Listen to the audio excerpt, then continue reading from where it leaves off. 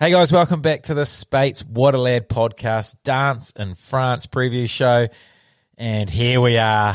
Forget about the uneven draw because what it has given us this week is the best ever quarterfinal matchups. And I mean ever. I reckon this is some of the best games you will ever see in a Rugby World Cup quarterfinals. 4 games basically where you could flip a coin, super even games, which sets us up for an incredible weekend of code. Really looking forward to getting into this one. But before we get into the preview, we must look back at last week because what a week last week was. Some huge games.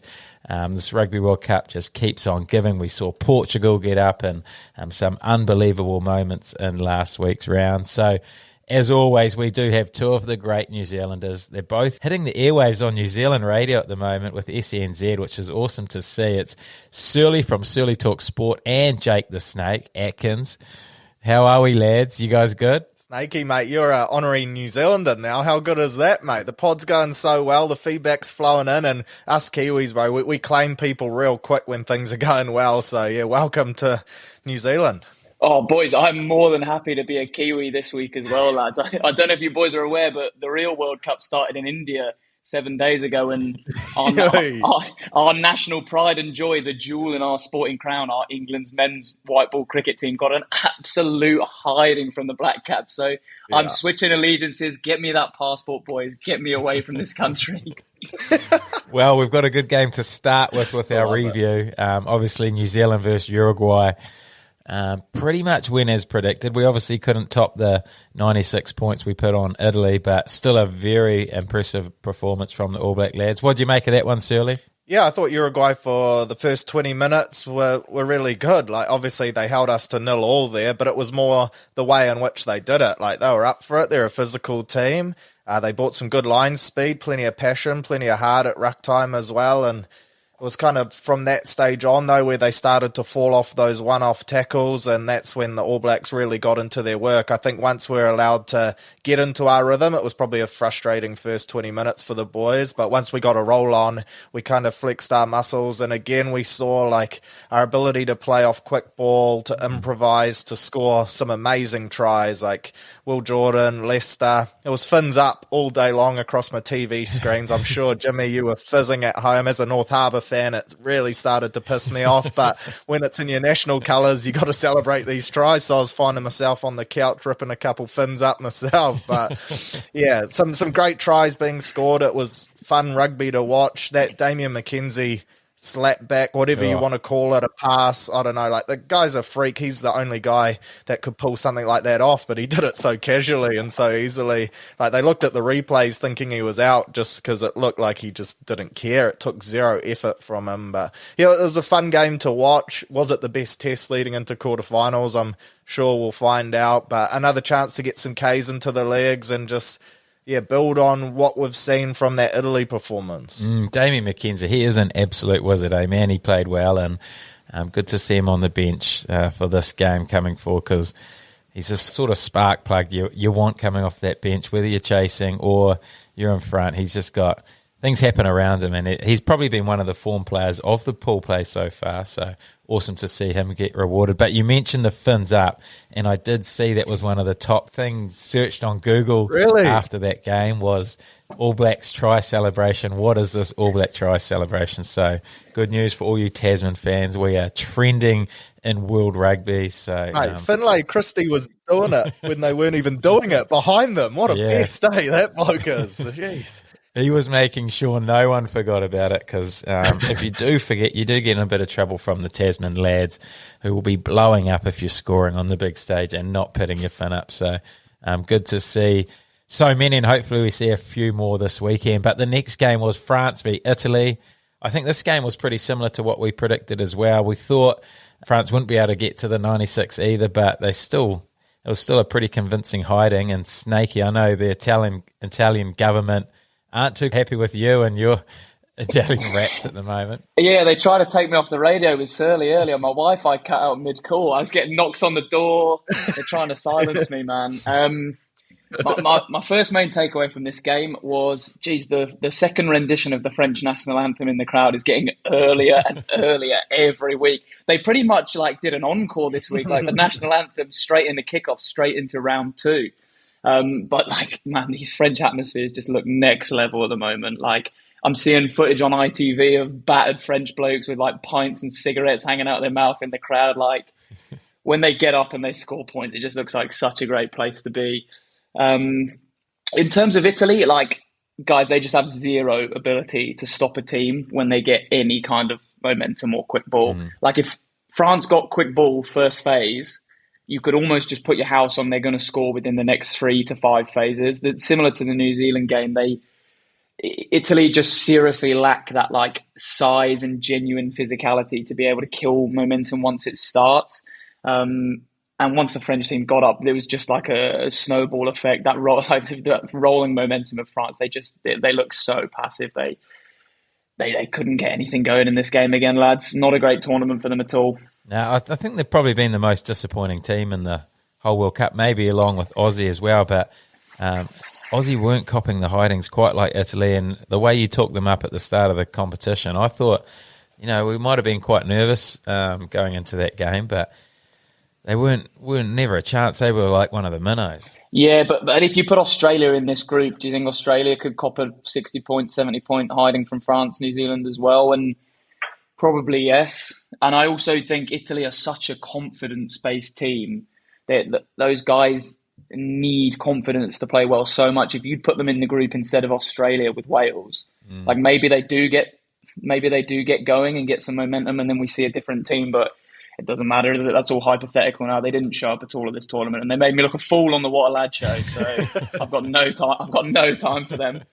Maybe Aussie should play Italy this weekend for the worst team, most disappointing team at the Rugby World Cup. That would be some press conference, Eddie Jones, before we'd have to get Surly into that. Mate, he's coaching Japan, mate. He won't even show up. He's not interested. Unbelievable. If he's off to Japan, it's absolutely unbelievable. Aussie have made an absolute meal there, getting rid of one of the best coaches in Dave Rennie. Yeah. For Eddie Jones to absolutely make a debacle of the whole situation and the Rugby World Cup. Super disappointing. But anyway, get on to the Rugby World Cup review. We've got Wales versus Georgia, 43-19. Wales ended up being far too good for Georgia. What'd you make of this one, Surly? I was a bit nervous for Wales heading in just because of the late news, like when Anscombe pulled out, no Dan Biggar. And then the history there, Georgia bet them the last time they played. And I just thought this like stage is set for Georgia, who are just like a physical side, love the wrestle in the forward pack. They're just going to make this a real boring encounter and come away with the points. So it wasn't the most entertaining game to watch, but credit to Wales. Like they found a way to win it comfortably without their two best playmakers. And it kind of shows the credit and the leadership they've got in the squad now. Like they lost Faletau as a result, which is massive for them. But they look like a team at the moment that's found their identity a bit, and they may not be the best team going around in the World Cup, but they know what they're good at, and they've got a few key players that can carry them to wins. So I'm interested to see how they go this week. But Georgia, for me, as a whole throughout this competition, I think we've spoken about it a bit. Like I probably overhyped them in terms of my expectations. Yeah. I thought their recent results have been really good, and they were going to be one of these sides that would target a Wales, a Fiji, an Aussie, and try pull off an upset there. Unfortunately, they couldn't, and it was more your Portugals and stuff, the teams that did that. So I think this next World Cup cycle for them is going to be really interesting, because their under-20s have been amazing as of late. So they've got some real talent and depth there now. They just need quality opposition throughout this next 4 years, and they could form into like a powerhouse. They just need the high level regular football. So fingers crossed they get that, because in a way they were disappointing and they were kind of the Georgia we've seen from the past. I think they're better than that. Yeah, I'm with you. I thought we were going to get at least one upset from them, but even in that game, they were in there with Wales, even with 20 to go. It looked like it could have gone either way. Wales did score 3 tries in the last 13 minutes, which definitely blew the scoreline out. But I think that game was a lot closer than the scoreline suggested. So, I'm with you. I think Georgia going forward are still going to be a very competitive team, and they're only going to get better over the next 4 years. And I know how closely you watch their 20 side over the past few years. I'm a purist, eh? I've got a signed poster on the way from their academy, I can't wait to. It'll be in the background, hopefully, by the final episode of this podcast, because, it's fair to say I'm getting into my Georgian wrestling. It's huge. You'll be getting on the futures for Georgia to win the 2027 Rugby World Cup in Australia. The conditions will suit. And yeah, I'm thinking 31 in America, they're going to target that one, because they always say you got to lose one to win one. So I think they'll lose the final in Aussie and then they'll win it in America. A bit closer to home. Well, I'll keep this clip just in case that does happen, and you will be the true oracle. It'll be the greatest. It'll overtake the Ethan Blackadder one since he's not playing this weekend. You'll be the new guru. But the next game was England versus Samoa, and gee whiz, Jake the Snake. England just sneaked through in this one against the Samoans. It was good to watch, but what'd you make of it? Yeah, good to watch for you boys, maybe, lads. It started well. Jeez, it started well. The first try was brilliant. Nicely worked shape. They generated quick ball from the first forward pod, a little tip. We've not seen a lot of that from England. Getting behind the seam. Identified the space, played to the space straight away, turning the corner on the edge, executing on the edge, scoring the corner. I was like, we're on, we're back, we're going to win the World Cup again. I was like, that Chilean performance with the lion in the sand for us. We're back. This is 2019 World Cup England. I was all for it. And then for the next 70 minutes, boys, we literally did fucking nothing.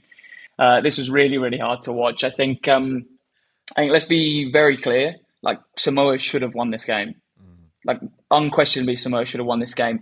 Yes, there were some things out of their control, reasons why they didn't win the game. I think the disallowed try, obviously, and then everyone's spoken about the yellow card. I think the yellow card was harsh, but it was for team infringement, so I kind of understand where the referee's coming from.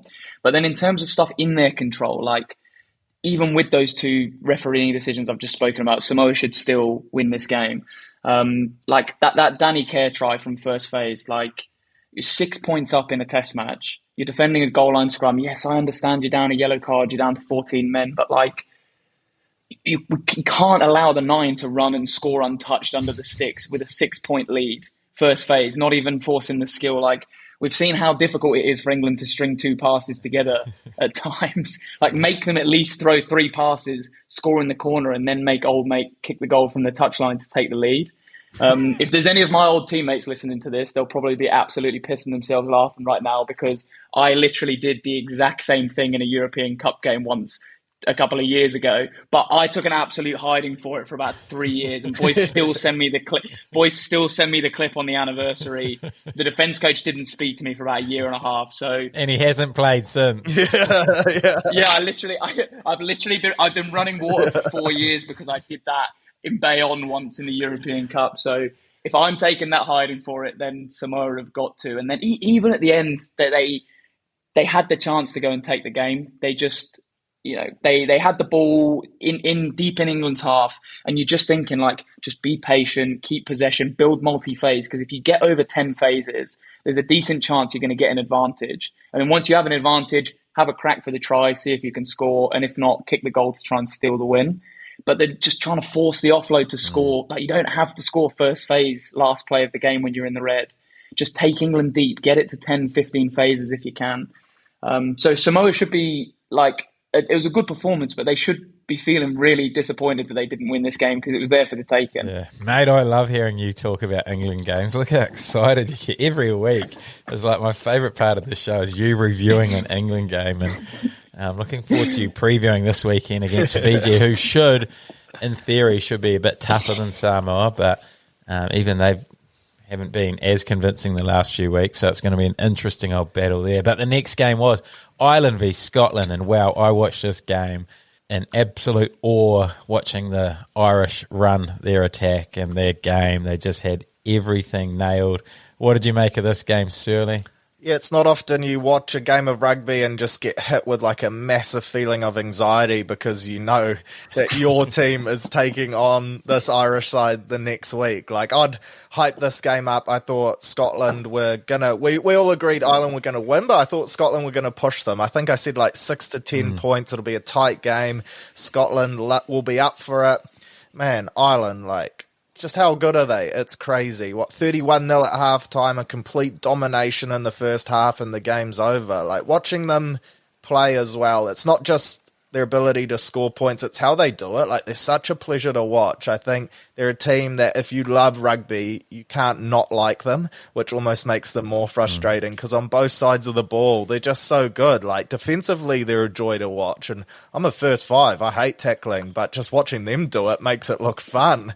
And then when they get the ball in the hand, like, their ability to play phases, their shape is like textbook shape. They remind me of like the Penrith Panthers. If you watch the NRL, like, they just have so much time. They have forward runners running great lines. They can rip it out the back to Sexton. If Bundy Aki's not breaking the line, then they've always got bailout options.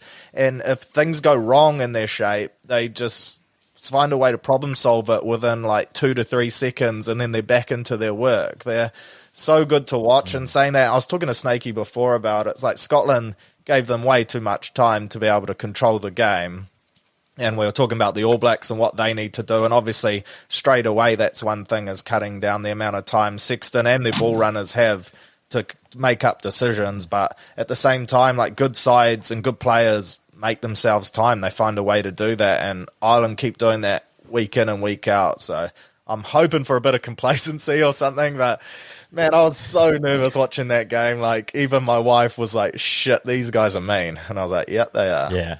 Mate, absolutely nailed it. They're pretty much good at everything. It's hard to find a real weakness in their game, and it wasn't like Scotland were really bad either. Like, Finn Russell was throwing a lot of attacking options at them. Like, geez, he's got a nice long ball. Like, he was shaping for cross kicks, chucking a real wide flat ball, just throwing a lot of different attacking plays at them. But their D was just so solid, and it wasn't until they sort of started resting guys that things really started to. Holes really started to open up for Scotland, because it could have been a lot bigger score than even that scoreline suggests. It probably was favourable to Scotland, even though it was an absolute hiding. But, yep, like you say, fair bit of anxiety watching that game, but we'll get to the preview part of it in a little bit. So we'll go to the next game, which is Japan versus Argentina. Now, this was a good game, Snake. Actually got up and watched this one. It was impressive. Both sides gave it a real good crack. Japan looked like they were potentially going to win this one, but Argentina just too good. What'd you make of it? Yeah, lads, there were some absolute worldy scores in this game, weren't there? I mean, like, don't get me wrong, defence was very, very optional at times. It was, but, yeah. like, boys, I'm more than happy to see that kind of rugby, like old school back and forth, like you score, we score, you score, we score. It was brilliant to watch. Did you boys see that first Japan try? That must be the best second row try of all time. Chip and chase. He used to be a winger. Yeah, apparently he's really fast at school. Is he a Kiwi? Yeah, he grew up over here. Right, okay. But let's be honest, we were all fast at school, mate. That's the go-to line, isn't it? Oh, nah, mate, no chance. No chance Jimmy was fast at school. Not a chance.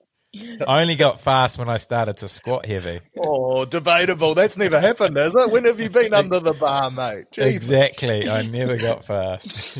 No, this was a really enjoyable game. Like I said, defence was optional at times, but some really clinical attack. And nice to see the RGs turn up and play some of that sort of like attacking flair style of rugby we've seen from them for the last 2 years. And geez, there's nothing I love more than an Argentina score, because it's chest pumps, it's pointing at people in the crowd, it's red in the face. Like, those boys just love it, don't they? They are so passionate. And if they can get rolling this week, like, they definitely, we're obviously, I don't want to touch too much on the previews, but if they get going this week, they have a better squad than Wales.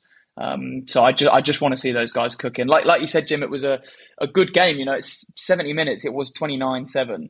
So this was a proper game you could watch right down to the end. And then last 10 minutes, Argentina just took it comfortably. I think they had a score and then they kicked a goal and then kind of cruised through the last 10 minutes. But really, really enjoyable game to watch. And there was a lot of consequence on the line. You know, it's easy to forget that Japan could have gone through if they'd won this game. So 70 minutes, I was really, really enjoying it. Really, really nice watch. Yeah, to be fair, like Japan at the start of the tournament, we sort of wrote them off pretty early, but they ended up playing some pretty good footy at the back end of that competition. And like you say, not too far away from even qualifying for a quarterfinal, which would have been a good achievement for them. So not the worst Rugby World Cup for them in the end, but obviously just not too good to make the quarterfinals. Next game was Tonga versus Romania. geez, the Tongans look tired in this game. They've had some big boys play some big minutes, and it started to look a little bit nervous for them for a while, but they just had too much strike power. The likes of George Moala, who was a great pickup for me in my fantasy team, he got a big score, was breaking tackles for fun, but they just had too much strike power in the back line, really. What do you make of it, Surly? Yeah, pretty much what you said, right? Like, for me, Tonga, I think we've said it quite a few times, but this is the team on paper that could have been anything, but just didn't quite pull it together. They're probably another side like your Portugals and that I mentioned before. Like, they just need to be playing regular, high-quality games with the squad that they've got. Because they have so many players playing in Europe and stuff, it's really hard for them to assemble their top team together frequently. So hopefully that international world rugby calendar that they keep talking about can actually happen, and they can do that more often. And like you said, George Moala, makes you wonder if he was there from the start of the tournament, just how different things could have been.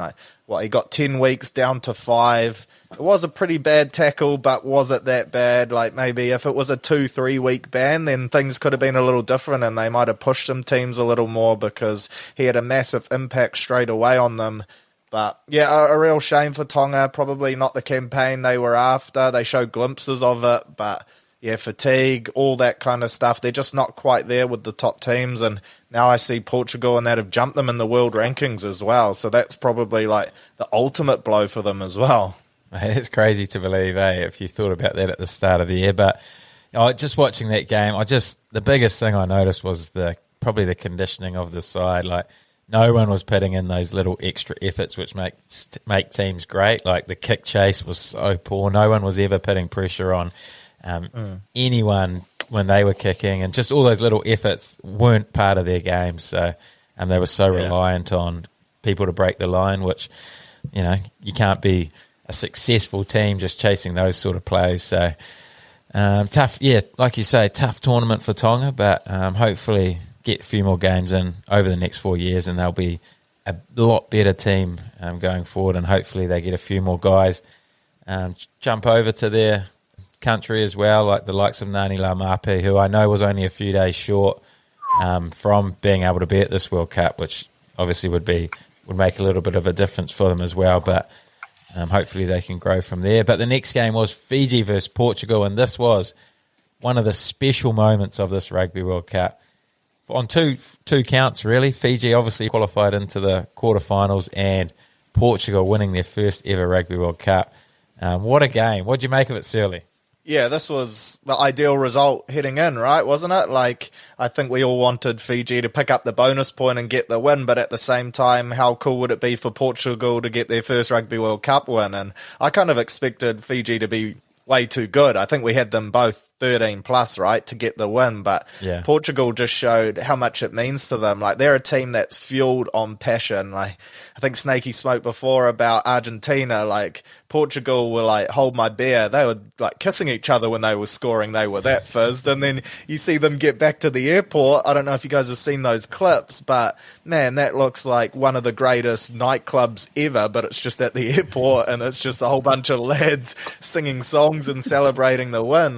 You couldn't help but be so chuffed for them. I think the way in which they won as well, they played a beautiful brand of rugby to watch, and Fiji gave it their all. They threw a lot of stuff at them. I think we saw a bit of fatigue in Fiji again, and I think this loss will be great for them because they probably had that banana skin loss in them that we've spoken about a bit as well, and this was it, but they still got what they needed. I do wonder if, because they've had such important pool games against the Wallabies, against Aussie, against Wales, they've had to roll out a real similar 23 every time. So are we seeing the result of that now and a bit of fatigue come into their play? But yeah, great for Portugal and great for World Rugby. When you see teams introduced to the competition, this is what you dream of them doing. Unfortunately, there probably weren't as many of these results that people would want in a World Cup, but this one alone gives you enough faith that we can be a global game at some time within the next couple of World Cups. So just unreal scenes. Yeah, 100%. And I love the way the Portuguese defended. They were just throwing their bodies into everything. I I think that was probably the least amount of tackle breaks the Fijian side have had this Rugby World Cup. They generally rely on, a couple of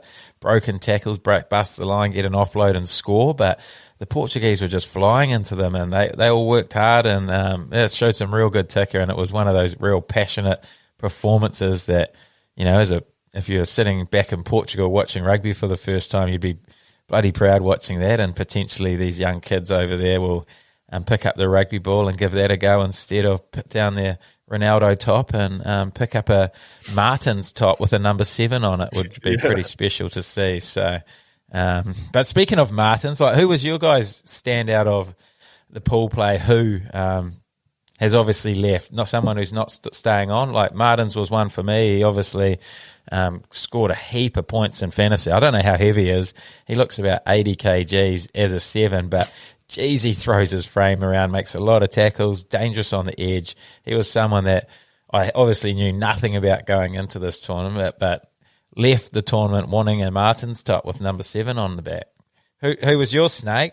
I did think about trying to pick an Italian player as a joke, but even I can't do that. Like, I'm fucking so done with those fellas after the They're coming for you, bro. They're coming for you. I know, bro. Honestly, every time the buzzer goes off in the department, I'm fucking on the edge. I think for me, the obvious one is Surly's old mate, Finn Russell. Like, Jim, you spoke about how he played against Ireland at the weekend, and I just want to see that razzle in a World Cup quarterfinal, because I think him in that Scotland team for a quarterfinal or even a semi-final with a favourable matchup would have been one game where I thought a big upset could be on the cards, because if that guy gets hot, they can put 30 points on a team before they've even woken up. That was the big obvious one for me. The slightly less obvious one was the guy I flagged up before, was Theo McFarlane for Samoa. Boys, this week against England, he was an absolute beast. I obviously mentioned these at the Saracens. So easy game for him to get up for, playing against some of his teammates. Maybe he'd had an argument with Farrell in training as well, and he wanted to get into him. But yeah, he is fantastic, and he's been one of the best players in England over the last 18 months. So to see him kick on and do it in test matches as well made me really happy. Yeah, that was one of the calls that you made from the start, which that did sort of come true. One of the few where you talked him up, and his performances have actually delivered. I'm 2-0 up against you for predictions. Please stop pushing this narrative. This is fake news. You, Shirley? I see you nodding along. I think both of us have probably taken your guy. But... Yeah, well, just Snakey, even when we lose, we find a way to win, mate. So you just got to deal with it. But yeah, I was even going to use the gag of swapping in a Cristiano Ronaldo 7 for a Martins 7. So you've used all my jokes. Then I was going to throw Snakey some credit with Theo there, and then he's gone and done that. But to be honest, I don't know how I hadn't seen much of this guy play, and watching him play, what a weapon, an unreal loose forward to watch. So that was a great shout. I'll stick with Portugal and their hooker. I think it's Tadja. When he dropped it on the boot, the fact he was, and people say he was out of position being lazy, but he's obviously just got one of the great rugby brains. So he could read where the nudge was coming. He thought, look, my fullback, my wingers, they're out of position here. I'm going to drop back in, cover the boys, and then just as casual as you like, just past halfway, finds a perfect touch, jogs up to halfway as if it was just another day at the office. That was one of the great nudges. I've had a few mates that play professional rugby that are hookers that have tried to kick the ball and it's come off their shin. So well done to them. And that was a nudge. That was something I could see off Surly's big right foot playing for North Harbour in a few years. That was impressive to watch. But I'll give you a quick roundup of my fantasy team. I thought I had a really good week last week. Obviously, Captain Will Jordan, he got 103 points, so 206. Leicester, massive week, 106 points for him.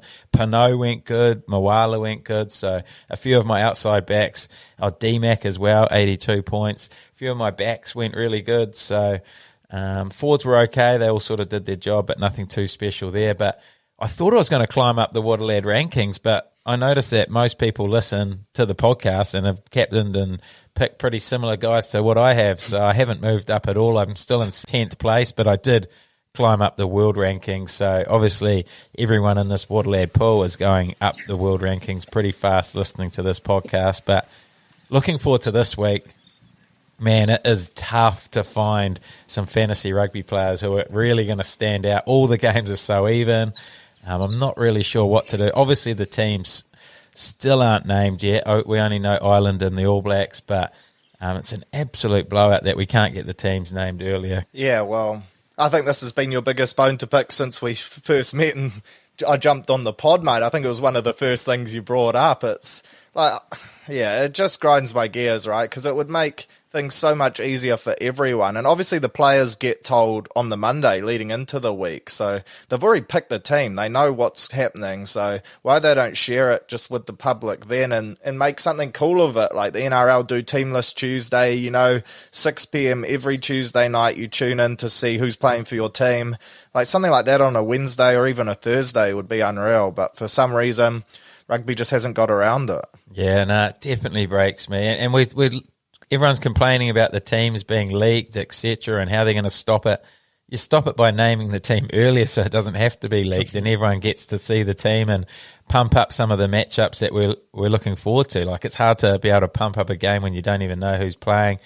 Obviously, Ireland have named their team a little bit earlier. They went a day earlier this week, so shout out to Andy Farrell for doing all the fantasy players a huge favour. But our mate Russie, he's been naming his team a couple of days early all tournament, and now he's pulled back and gone right back. So he's playing mind games with all the fantasy players as well, and it's doing my head in. But speaking of fantasy, going forward to this week, you will all get a whole reload of boosters, so you'll get another triple captain to use, kicker booster, as well as the defender king or whatever it is. So use those wisely. I'd highly recommend not to use your triple captain this weekend.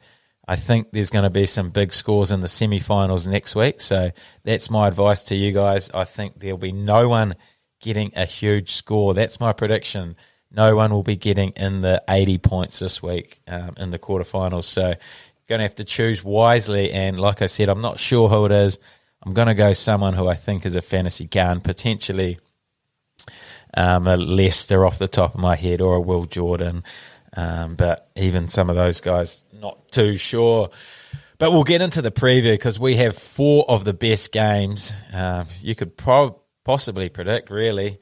So even, so hard to predict. We went through these games actually 2 weeks ago, so if you want to go back and listen to that, we've already sort of done these, but times might have changed over these last 2 games. And we'll start with the first game of the week, Wales versus Argentina. Oh, what are we going here, boys? Flip a coin almost for me. Let's start with you, Snake, and I'll finish. No, mate, I've literally got what you just said written down in red on my screen. I think this quarterfinal matchup set is ridiculous. Like, you could make 4 genuinely decent picks based on all the evidence you've seen and get 4 results wrong. Yeah, there could be 4 Southern Hemisphere teams in the semi-final. There could be 4 Northern Hemisphere teams in the semi-final, and there could be anything in between. And I don't think anything sums that up better than this Wales-Argentina game. This is an absolute coin toss for me. I think in terms of Wales, the tournament has already been a massive success for them. They've won their pool unbeaten. And I mentioned the first time I came on with you lads, like on the backdrop of the last 18 months, Wales domestically, internationally, their form, the structural and funding issues that they've had, like to get to where they're at now is already a huge success. And I'm going to tip Wales because I will always go with form and what I've seen in the tournament above talent and ability, I would say. I do think Argentina have a better squad. If you put the 2 groups of players next to each other, I think I'm picking most of the Argentina guys position for position. But just on form that we've seen at this World Cup and then the confidence, that Wales have won all their games. They clutched out some big wins. They think about now, how much will that last stand defensive set that they had against Fiji to get the job done have set them up to be successful in knockout rugby. And like we've mentioned, Argentina have been a touch disappointing, but if the Argentina turn up and get hot, they could blow them out. So this game, who knows, man? Who knows? I'm going to go Wales, but can see it going either way. Nice. Who are you going, Surly? Yeah, I'm going to go Wales as well, but much like Snakey said, and you said, it is a coin toss. I think Pablo's out for Argentina, so that's a massive loss. And then I heard the Welsh coach saying that Dan Biggar's going to start and that Anscombe should be sweet. So that, for me, kind of pushes them ahead. I think they'll just be too good and they'll grind it out. Again, we keep saying Argentina haven't quite been the team that we'd hope. So, yeah, I think Wales will win this one, but I'm predicting it will be the last win they have at this World Cup, but I think it's going to be a really tight game. Like everyone keeps saying, these pools, they've dished up some bias quarterfinals and whatnot, but when you look at the matchups, like Snakey was saying, they're actually perfect for each other. Like it's just a shame that that's the way it's played out, but this is going to be a great game. I'll get up and watch it for sure. I think it's going to be really close. I'll back Wales, but you could convince me otherwise. Yeah, me too. Like I feel like literally could make a case for either of them, but I'm with you. I think it's going to be a really close game. I also think it's going to be low scoring. I think it's going to be some sort of like a penalty off, really. We'll have bigger kicking goals and Boffelli for Argentina, both trying to smack them over. So I think it's just going to come down to whoever's probably got the best discipline, or he's playing the right end of the field and turning these penalties into 3 points. I'm picking sort of like a 15-18 type score, and like we've said, it could go either way. But I am going to go Argentina, so I'll go against the grain for you guys and get the first win for the Southern Hemisphere. But the next game is obviously, this is the one we've been waiting for. New Zealand, the mighty All Blacks. I've got my jersey on. I'm repping already. Against the mighty Irish, who, man, have been the most impressive team in this tournament. 17 wins on the trot, I think I'm right in saying. Not far off the world record. Like, they are that good. What are we going here, Surly? Well, I'm hoping that they still battle in the quarterfinals. They can't get past this stage and that we can trip them up. I think it's going to be a heck of a game. Obviously, a lot of people reference to when Ireland came here and beat us last year for the first time and won that series. But when you look back at the team we had last year, like Geordie was at 15. I think Bodie was at 10. Richie Mo'unga was on the bench. Our whole front row's kind of changed. Lester Whanganuku had just made his international debut. We had guys like Quintu Paia at 12, so much has changed for the All Blacks. Jason Ryan's come in to coach and really flip that forward pack on its head as well in terms of mindset and attitude. So I'll always back the All Blacks against anyone, so that alone is why I'm saying the All Blacks. But I just wish this game was the final, because I feel like Ireland 100% can beat us, and if they do, you're almost not gutted because Ireland are so good, but then you're gutted because it's so early in the tournament, and going out in the quarterfinal in the history books looks so bad when losing to Ireland really isn't that bad. So we're going to have to be at our best, and we're going to have to make Ireland not play to their best, because I think if both teams do play at 100%, the Irish probably get us, but I'll back us to have something up our sleeve. Joe Schmidt would have been in the lab, so yeah, it's going to be a heck of a watch either way. Oh, mate, it is going to be some game. And I did read that I think this is the fourth time ever since the TAB have started that the All Blacks are going into a game not as favourites. So it doesn't happen often. They've won a few of those times, so they did go into the games as underdogs. But unbelievable stats, and think that the All Blacks have only not been favourites 4 times in that long. It just goes to show the sort of dominance or the bias the New Zealand punters have with the black jersey. But Snakey, obviously you're going to bring a bit of reality to us here, aren't you? You're a Northern Hemisphere guru. What have you got for me? Yeah, look, Jim, I think Ireland so far, I think we're all clear in agreement that Ireland have been the outstanding team at the tournament so far, man. They're so well coached, they're so well organised, and they just have like unparalleled clarity in what they're trying to do. They're definitely not the most talented squad of individuals. I think if you put that squad up, I genuinely believe there are 3 squads that probably have a better group of players in terms of raw individual player ability.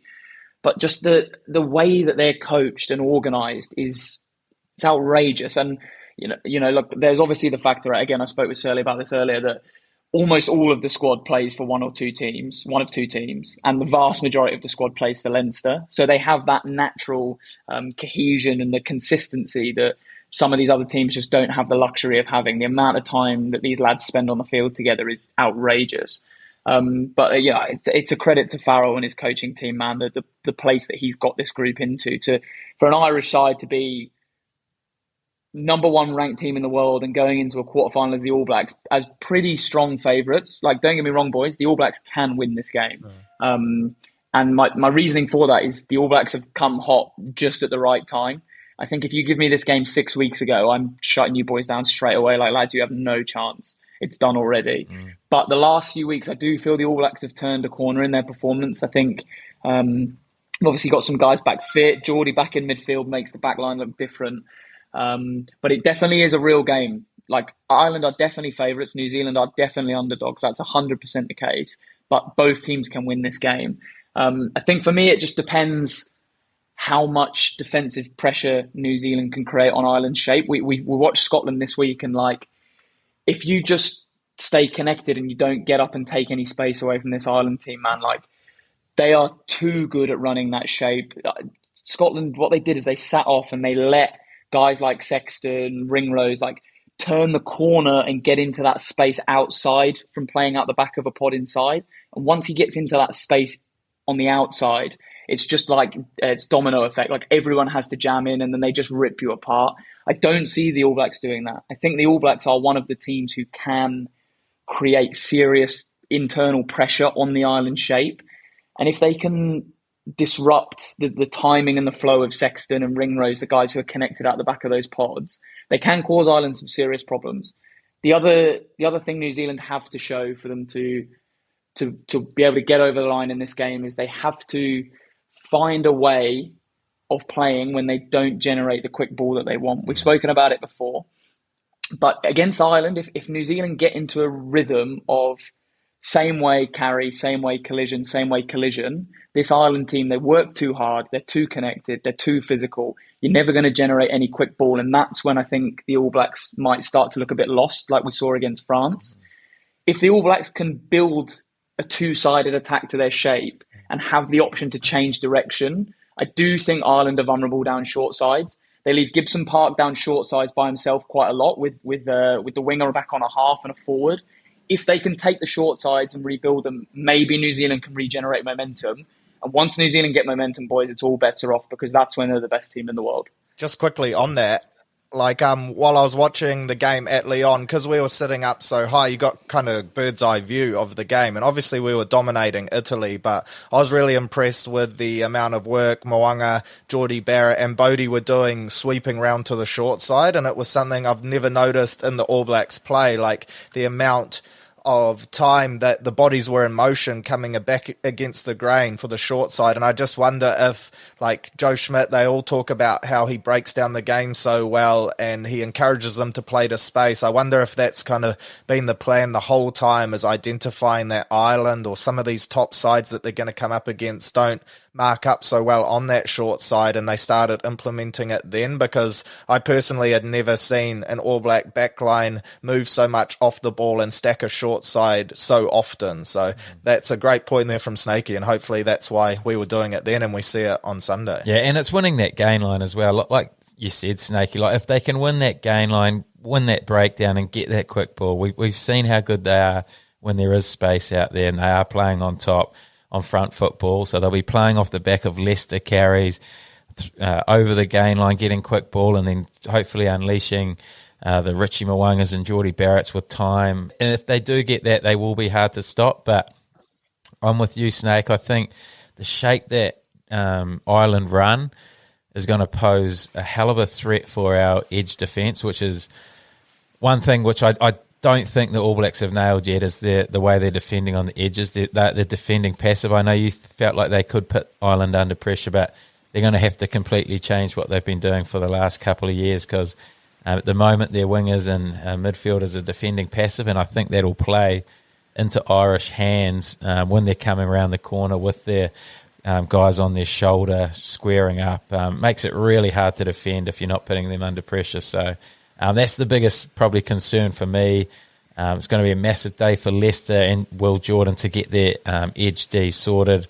And like with Leicester playing, we're going to rely a lot on him for his gain line carries. And I guess the other thing is the kicking game as well. How they kick in this game is going to have a massive influence. Whether they're just going to kick early like they did against France, or whether they're going to look to try and play a bit and then try and find a few better kicks than what they did in that game when they just resorted to first phase kicks and didn't really get much reward from it. So, oh, mate, I'm excited. This is going to be some game. Cannot wait till 8 o'clock Sunday morning New Zealand time and sit down, nervous as watching this game with my All Black top on. So, what a game. We'll better get to the next one. England versus Fiji. Here we go, Snake. Now you can get real excited. Why are England winning this? Look, for me, lads, this game is in Fiji's hands. Like, Fiji have this game, and if they want it, they can win this game. 100%. Wow. Mate, 100%. Because if they stay in control of their emotions, they stay disciplined, the set piece goes okay, and they don't let the occasion get the better of them, right now, they are the better rugby team. They are playing better rugby. And outside of those things I just mentioned, ill discipline, set piece, I just don't see how England get in the game. I don't know where our possession and where our scores are coming from in open field play. I'm lost for words, lads. Like, between the two 22s, we don't offer anything. And defensively, we're trying to do this like narrow, aggressive defense, sort of trying to do what I said the All Blacks need to do against Ireland by creating pressure. But you can kind of see the lads aren't convinced on it. So they're in this shape to come and bring super aggressive line speed, but then they kind of get 3/4 of the way there and then cool their jets a bit. And then they end up being in this position where they're narrow and in a position to be aggressive, but they're not following through. And it's just so easy to get round them sometimes. We saw Samoa score off a cross kick again this weekend. I think it's somewhere where England have looked really vulnerable for a long time. And the other issue is when they're defending like that, like, if Fiji make a half break and get their arms through, England are dust. And the one thing we know is guaranteed for Fiji in this big game when they're fired up is that old mate's going to get his arms through the line, get through, and then there's going to be five Fijian jerseys around the ball. And I really want to, lads. Like, I don't want to beat up on England, but I don't see how we win this game. And like, I said to Surly when we were talking this morning, like, I am torn here, lads, because of course I want England to win. Of course I want England to win. But I also want to see teams rewarded for playing good, positive, attacking rugby, and teams rewarded with wins for rugby that gets me excited to watch rugby. And right now that's Fiji and that's not England. And Fiji deserve the opportunity to go to a semi-final and express themselves and show the world how rugby can be played, and England don't. And that's the like harsh reality of it. And I think long term for England, getting hiding this week could be the only thing that helps us turn the corner. Because if we win this game and we go to a World Cup semi-final, I think a few people keep their jobs and it papers over the cracks of what's been a bleak 18 months for English rugby. And I think it just encourages us to keep doing the same thing. The only thing that encourages serious change for our style of play is to get a hiding from a team that plays complete 180 of us, complete opposite style of rugby. I mean, what do you lads reckon? You're going to be Fiji get up, aren't you? Jeez, I honestly was not expecting that. I was expecting you to be hard up England. Fiji just lost to Portugal, Snake. You're telling me they're the form team in the competition? No. They're not the form team in the competition. But I just clickbait. Mate, if you clip me up and if you bring up Italy one more time. Oh, jeez. No, I am keen to hear your opinion though, Surly. Where do you see this game? Because England are favourites in this one. Yeah, England are favourites, but I don't know. Listening to Snakey talk convinces me more and more. Like, I thought I was being a bit silly, just, head over heart, like all that kind of jazz. Because obviously, being a mutual fan here, you want Fiji to win because they've been one of the great success stories. For me, and the point Snakey raises, it's a really valid one, is England at the start of the comp, they were just playing a kicking game, going up in threes. Ford was using his skill set to get them wins. Now, with this Farrell decision, they've gone away from that, and to me, that was their best method of winning. That's how they were winning games, and we just thought, look, this is how they're going to go through the World Cup. They'll make their way through to a semi-final, just killing teams that are not disciplined against them. The kicking game's going to be spot on, and they'll just make their hay off errors. Now, with Farrell there, they've kind of diverted away from that, and I don't think they know how they're going to play. Now they've chucked Marcus Smith at the back, and he's like a Damien McKenzie style of footballer, but I don't think the way that England play is going to suit him at all. So I feel like, they don't know their identity at the moment, whereas Fiji know exactly how the way they want to play. They have the confidence of having beaten England before, and I think they had that loss they've needed to wake them up, that they're going to be fired up for this one. So I really hope Fiji can pull it off. If my house was on it, I would put it on England, but I do think there's a genuine chance Fiji win this game. And again, much like Wales, it would probably be the last game that they win throughout this tournament. But what a success that would be, like Fiji in a semi-final. I just really hope they can pull it off. Mate, it's definitely a game I'll be getting up for. I cannot wait to see this one. I think it's going to be such a good game. I think it's afternoon game over there, so it'll probably suit a little bit faster running. Will be hotter conditions, which might suit Fiji as well. But I see this game being decided by the breakdown, which is going to be Botia, Tuasova over the ball. When they're over the ball and they're getting rewarded, Fiji will play off that, either straight off that or off the penalty, and they'll get into their game. If those attempted turnovers, because they're very aggressive at the breakdown, they almost go for everything. If they're penalised there, then I think they'll lose this game, and I think England will go up in threes off the back of that and just control the game and strangle Fiji. So I think a lot of the work's going to come down to how accurate they are at the breakdown, getting these turnovers. And because if they do get them and they're playing off that turnover ball, we all know how dangerous Fiji are. So I think Botia is going to be a key man for them. And hopefully he shows the referee a clear release, gets his hands on the ball, one pull, just like the rules say. And I think it's the French referee. Yeah, it is. Right now, it could be some more tier 1 bias, like how Samoa were robbed, Snakey? I don't know, boys. I've never met a French fella who's going to favour England. So. Oh, true. Fair call. Right, boys, you got to get your predictions out, though. I'm not letting you boys dodge this one. I need hard confirm who's winning. So who were you going? I'm going to go Fiji, but I just cover my own back here. England can win this game. No, we just want a hard choice, mate. Yeah, sorry. I'm scared you're going to clip me up again. So you're going Fiji, Surly's going Fiji. England. No, I'm going Fiji. Oh, I thought you said if you put your house on it, you go England. Yeah, but the house isn't on it. I'm on Fiji.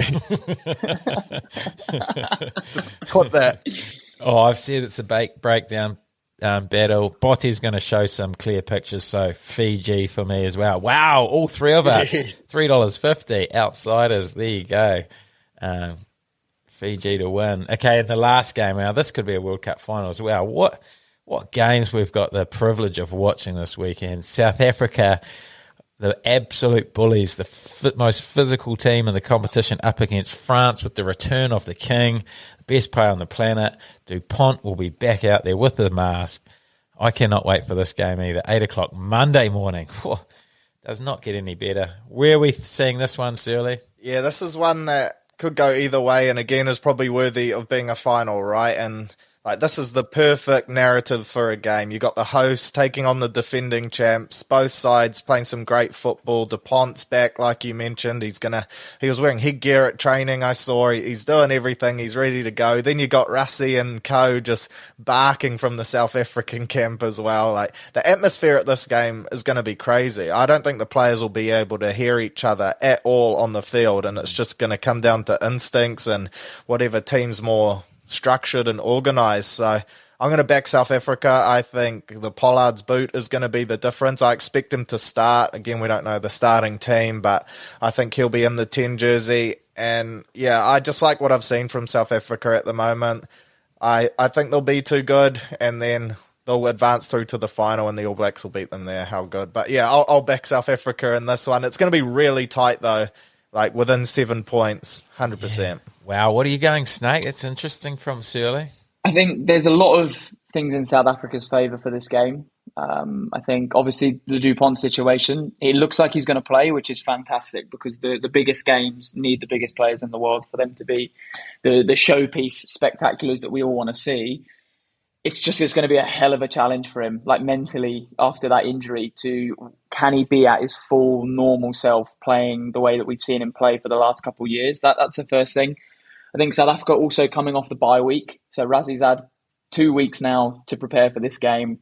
I think in a tournament with a short turnaround like a World Cup, the extra week of prep, I mean, Jimmy, you've coached, the extra 7 days to prepare for a matchup, I think does really benefit sides at this level. But I think France run a super, super aggressive and physical defensive system. And I think they can potentially expose my concern with South Africa, which is this obsession they have with forward play and physicality and winning the gain line. Because if France get up with 80,000 Frenchies behind them, singing the national anthem 4 times before the game's kicked off, if France get up and win those collisions for the first 20 minutes, unless South Africa do a full 180 on how they've been playing this whole World Cup, I don't know how they're going to break this French team down. I just think France are a more varied, more balanced team. I think they've got more tools in the arsenal, and I just think they get up at home this week. Mate, I am with you, Snake. I think this is France. You said a lot of things favour South Africa, but I think the fact that France are going to be playing a World Cup quarterfinal at home with potentially 80,000 French fans behind them, the noise, the passion that these guys have, the return of Dupont, the stage is set for this guy. He is the greatest player we've seen for a very long time, and I cannot wait to see him show that. I don't think the cheek's going to affect him. It's not part of his game, chucking his head into dark places and trying to win jackals. No one really touches him anyway. He's that skillful and that fast and just that smart that I think he's going to really show us how good he is on the big stage. And, yeah, I think the French are going to do this one. And it's probably one of the ones I'm most confident about, really. Like I really rate the way the French play. I think South Africa are going to just rely on penalties. I can't see them giving the ball too much air with the way the French wingers defend. They'll sort of shut that down and make them go into their kicks pretty early. But it's going to be a match-up. It's going to be physical. There could be cards with this sort of physicality. So they're obviously a big part in the game if they do happen. But hopefully, obviously the refs have been named. TMOs, I haven't seen any sign of the TMOs, which weirdly is probably more important than the referee these days. I know it shouldn't be like that. We've mentioned that we're not fans of how much involvement the TMOs are having. I don't think World Rugby have got that right, but it is the way it is. So guys have to adapt to these tackles, and when they are trying to be this physical and come off the line and smash these collisions, they have to be very careful with their body height and make sure they're not connecting with any shoulders. Because I see Rassie's come out already, say the French, if they get a little clip anywhere near their head, they're pulling the full soccer Hollywood and making a real scene to get the TMO to check. And we know the TMO, the cameramen apparently are all French, so they'll be getting the replays up there pretty quick. There'll be a lot against the South Africans in this game.